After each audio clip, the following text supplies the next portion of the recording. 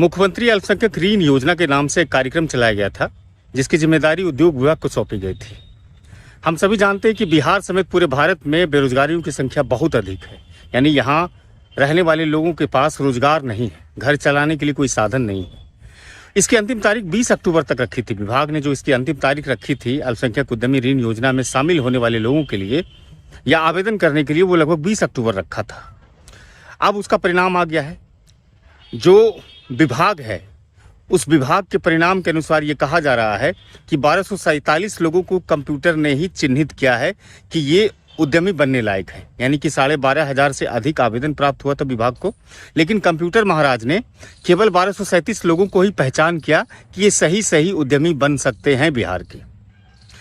अब बाकी लोग जो आवेदन किए थे 2000 यानी 12,000 से भी अधिक जो लोग किए थे आवेदन, और महज जो 1200 साढ़े 1200 लोगों का चयन हुआ, शेष लोग के पास निराशा और हताशा और भी बढ़ गई है।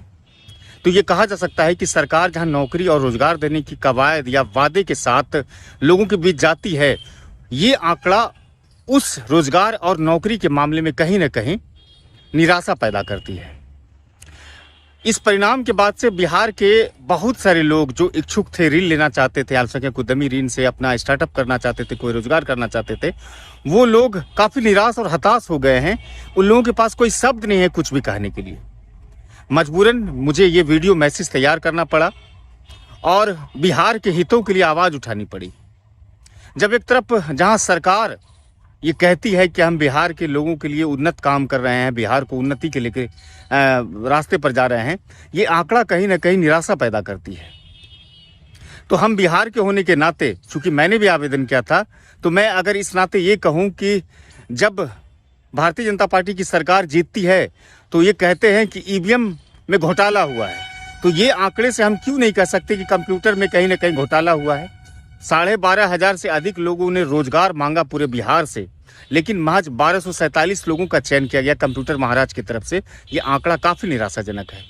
अब अगर हम आंकड़े की भी बात करें तो उस आंकड़े को जब आप देखेंगे, समझेंगे, तो आपको भी आश्चर्यचकित होगा। पश्चिम चंपारण में 621 लोगों का चयन किया गया है उद्यमी के रूप में। 89 लोगों का पूर्णिया में किया गया है। किशनगंज में लगभग 81 लोग किए गए हैं। दरभंगा में 70 लोग हैं। उसके बाद अगर अररिया की बात करें तो वहां भी 85 लोगों का चयन हुआ है। यानी कि वैसा जिला जहां पर मुस्लिम वोटर अधिक रहते हैं, उन लोगों का चयन अधिक हुआ है। तो ये कहा जा सकता है कि सरकार की तरफ से कहीं ना कहीं ये एक झुंझुना यानी एक लॉलीपॉप थोपा गया है, यानी सौंपा गया है, ताकि 2024 का जो लोकसभा चुनाव है उसमें इसके एवज में उसके तरफ से वोटिंग की जाए।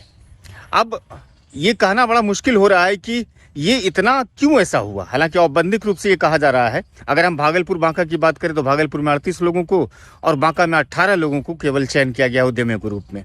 और इसमें से सबसे ज्यादा जो चयन हुआ है वो मुस्लिम बिरादरी में पिछड़े लोगों का सबसे ज्यादा चयन हुआ है। शेख, सैयद, पठान लोगों का बहुत ही कम चयन हो पाया है। अब जो लोगों को नहीं मिला है ऋण, अब उनके लिए निराशा और अंधेरा ही है। सिर्फ देखना ये होगा कि अब ये लोग अपना जीवन कैसे व्यतीत करते हैं।